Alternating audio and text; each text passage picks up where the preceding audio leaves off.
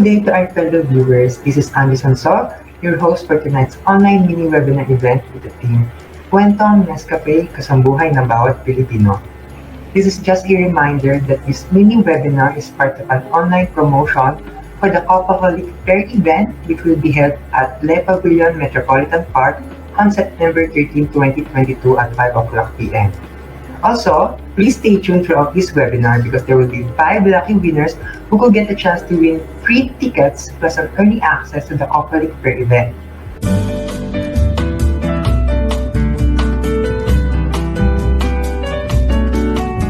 To begin with, let me first introduce our first guest speaker for tonight. She's a customer service advisor in UAE. She has many accolades to her name. She is a hardworking person plus a very good friend of mine. Let us welcome Maria Janine Wayne C.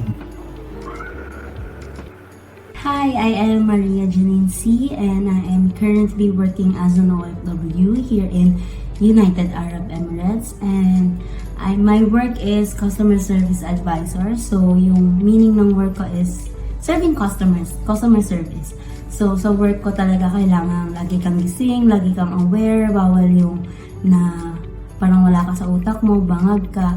So Nescafe has really helped me a lot sa work ko and sa everyday life ko, na talagang maboost yung energy ko, maging awake ako. Yung amoy pa lang niya from the start na itimpla mo siya, yun na talaga igising ka na. Actually, hindi lang siya sa work ko right now na naka-help sa akin. Even back when I was still studying in high school and in college, talagang ang laki ng tulong niya sa akin na ma-finish ko lahat ng requirements ko, workloads ko, papers ko, everything. So Nescafe has really given a big impact in my life. And until now, tinutulungan pa rin niya ako kahit na nasa ibang bansa na ako, kumikita na ako.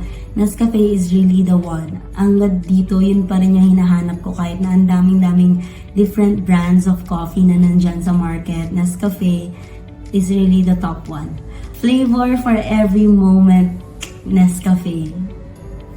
Thank you so much, Janine, for sharing your wonderful experience with us.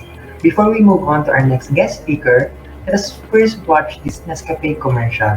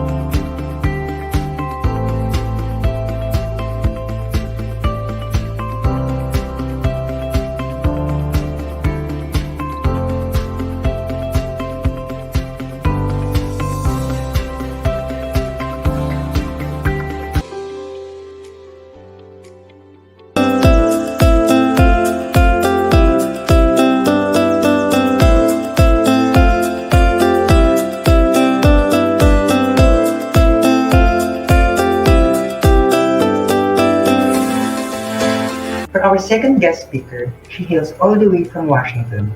She's a working student who aspires to become a great performer. May I introduce to you Felicity Serrano. Hi, my name's Felicity, and I live in Washington State, USA. What I do in life is I am a full-time worker at the casino, and also on top of that, I go to school. And I would say Nescafe really helped me to stay awake to stay hustling, because my job at the casino is very hard. I wouldn't say hard, but very challenging, because we are very short staffed right now. So our schedule is all messed up, and we don't have a fixed schedule. So it doesn't matter if I have to go to work early in the morning, like morning shift, swing shift, or graveyard. We have to fill in those schedules because we are very short staffed. And on top of that, we also deal with a lot of customers, and we have to give them the best customer service that they will ever experience. So, and also, like what I said, I go to school, so I have to stay awake because I still have to do a tons of homework, a tons of Zoom videos, and I have to go to my school right after work. So I would say Nescafe really helped me a lot. As of right now, yes, a lot, because Nescafe really wakes me up. You know, it has enough caffeine. It's not too much, because when I have a little too much of caffeine, I tend to shake a lot. I tend to, I tend to shake a lot, and yeah, I tend to be so energetic, and we don't want that. So I would say Nescafe really is good for you. Not only it's very good, but it's also, it's very tasteful, which is I really love. And yeah, that's it. Thank you so much for that, Felicity. Now, before we move on to our last guest speaker, here's another Nescafe commercial.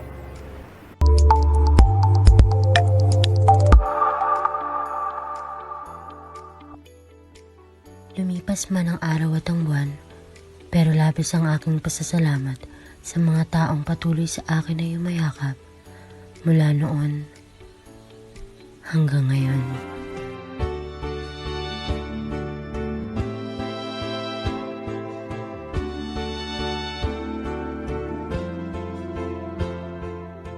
Isang hakbang patungo sa'yo, kahit di sigurado kung mayroon mang sasalo.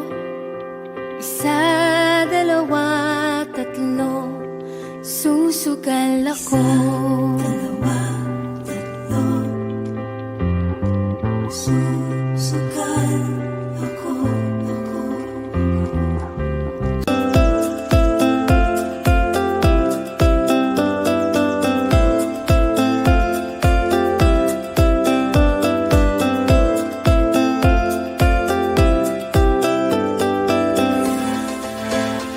So for our last but definitely not the least guest speaker, she's a sales specialist, an influential blogger, a makeup guru, a diligent plus hardworking person, plus a go-getter.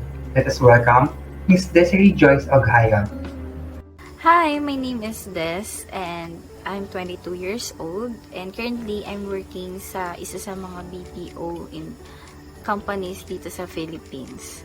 So, ayun, I am 1 and 6 months na sa aking work as a sales specialist ng isa sa mga internet provider dito sa atin. And ayun, everyone knows me na goal-getter talaga ako, na marami akong pangarap sa buhay. So, ayan, isa din sa nag-invite sa akin. Thank you, Andre, for inviting me on this webinar para makapag-share din ng some motivational or inspirational video para sa mga viewers natin. So, ayun. Sa ngayon, ang gusto kong i-share sa inyo kung paano natin or paano ko ina-achieve yung mga dreams ko is meron nga akong 2 ways para gawin yon. So, yung una na yung unang ginagawa ko is hinahati ko sa dalawang types yung aking mga goals or mga dreams, ganyan. So, yung una is yung short term and yung pangalawa naman is yung long term goal. So, sa short term, dun natin ilalagay, syempre, yung mga bagay na in a short span of time, makakuha natin siya agad or magagawa natin siya agad. Kagaya na halimbawa, gusto mo mag-travel in your favorite place or yung sa dream place mo, ayan, ilagay mo yan sa bucket list mo. Tapos, for example naman, sa meron kang gustong-gustong gawin or gamitin na or bilhin na gamit. So, ayan, pwede mo siyang ilagay din sa mga short-term goals mo. Yan. Kasi kahit gaano pa kaliit yan, kung gusto mo siyang makamit, gusto mo siyang marating, go for it kasi goals mo pa rin yan. Hirapan mo pa rin na pagtrabahuhan yan. Ganun. So, pangalawa yun, sa pangalawang type naman is sa long-term goal. For example naman sa long-term goal, yun na nga yung medyo matatagal na span of time yung kailangan natin gugulin bago natin ito makuha or ma-achieve. So, for example, yung pag-aaral, yan, diba? So, sa pag-aaral, dadaan ka na grade school, high school, senior high, college, and kung halimbawa gusto mo pa-extend yung horizons mo, diba? So, ayun, kung halimbawa gusto mo mag-take ng master's degree, or if masipag ka talaga, you want to take doctorate degree. So, ayun, yun yung mga pang long-term goals, diba? And, pangalawang example, plan mo na magkaroon ka ng sariling bahay. So, syempre, sa pagkakaroon naman ng sariling bahay, pag dream house mo talaga, diba, dapat pagpaplanuhan mo yun ng maigi, pag-iipunan mo. So, madami kang investment na kailangan i-google para dun sa dream house mo na yun. So, yun yung isa sa mga pwede nating ilagay sa ating bucket list for long-term goals. So far ako, habang nag-work ako ngayon, mas marami nga akong na-achieve na short-term goals, syempre. Kasi, kapag nag-work ka na, you will earn money, and then, after that, you can spend it naman sa mga bagay na alam mong importante para sa iyo. And, ayun, ginagawa ko naman para ma-achieve yung mga short-term goals ko or long-term goals ko. Sa short-term muna, syempre. Minsan, ang ginagawa ko, nilalook forward ko na agad siya. Sa, halimbawa, maggagawa ako sa dalawang types to, either sa short term or long term.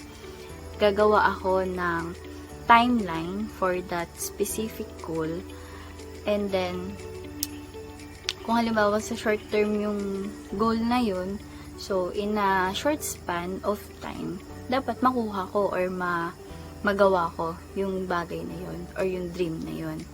So, sa long-term goal naman, ganun din, ginagawan ko din ng span ng timeline, kung kailan ko siya dapat ma-achieve, kung anong year, kung magkanong money yung dapat na meron na ako para makuha ko yung gusto ko na yun, kung pang long-term na yun, ganun. So, isa rin sa nakakatulong sa akin, no, to think well and para alam mo yun, magkaroon ako ng multitasking skills every time na I work, yon. Tapos, syempre, hindi lang naman tayo ahente, hindi lang naman tayo tauhan ng isang kumpanya. So, pag uwi sa bahay, isa rin tayong anak, ate, kapatid, apo. So, ayun, isa sa mga nakakatulong din to achieve my goals in life is itong Nescafe. Ayan. So, totoo, swear, nakakatulong itong kape ng Nescafe sa akin para, alam mo yun, magkaroon ako ng alive na katawan, tsaka yung isip ko, magkaroon ng focus, 'di ba? So, every time na napanghihinaan ako or tinatamad na akong mag-work, kaya eto lang, ang nagpapagising sa aking sistema. So, ang favorite part ko naman dito sa Nescafe, kahit saan mo naman siya hanapin, mabibili mo naman siya sa mga suking tindahan or sa mga groceries na malapit sa inyo, and then mabibili nyo pa siya in very affordable price since naka-pack naman siya, may sticks din kayo na mabibili, and then kung gusto nyo mga ganitong bottles na naka-bottles para mas matipid or mas matagal nyo siyang magagamit. May advice to every viewers ng webinar na ito na dream bigger and make it happen. And do not forget to enjoy and drink your Nescafe, your flavor for every moment. Thank you so much, Des, for sharing with us your life-changing experiences and how Nescafe has helped you throughout your journey in life. Now, before we proceed with our webinar, let us first have a quick intermission number from a very talented person, Miss Julian Borges.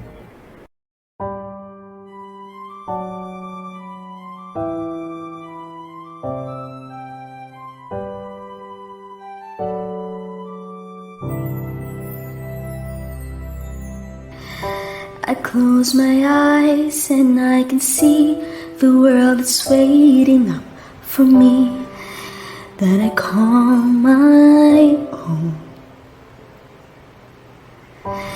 Through the dark, through the door, through where no one's been before, but it feels like home. They can say it all sounds crazy. They can say I've lost my mind. I don't care, so call me crazy. We can live in a world that we design, 'cause every night I lie in bed, the brightest colors fill my head, a million dreams are keeping me awake. I think of what the world could be, a vision of the one I see, a million dreams, it's all it's gonna take. Oh, a million dreams for the world we're gonna make. However big, however small, let me be part of it all. Share your dreams with me. You may be right, you may be wrong, but see that you bring me along to the world you see, to the world I close my eyes to see, I close my eyes to see. Every night I lie in bed, the brightest colors fill my head, a million dreams are keeping me awake. I think of what the world could be, a vision of the one I see, a million dreams, it's all it's gonna take. A million dreams for the world we're gonna make.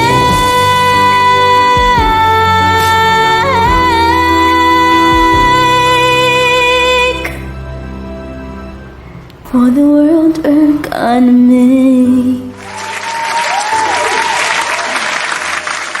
So before we end this webinar, we would first like to announce the lucky 5 winners who would receive free tickets plus early access to the HOLIC FAIR event, which will be held at Pavillon Metropolitan Park on September 13, 2022 at 5 p.m.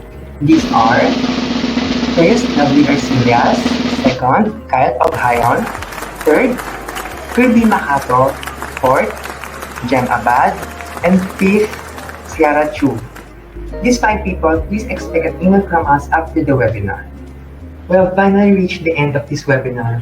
We would like to give our thanks first and foremost to our guest speakers, to our audience who are still watching, to the team behind this webinar, to our sponsors, and of course to Nescafe. Again, we would like to invite you guys to come and join us at the HOLIC FAIR event, which will be held at Pavillon, Metropolitan Park on September 13, 2022 at 5 o'clock p.m. You can join us by filling out the registration form, which is there at the description box below. Again, this is Adhika Agency, your host. Goodbye and thank you. See you next time at the HOLIC FAIR event.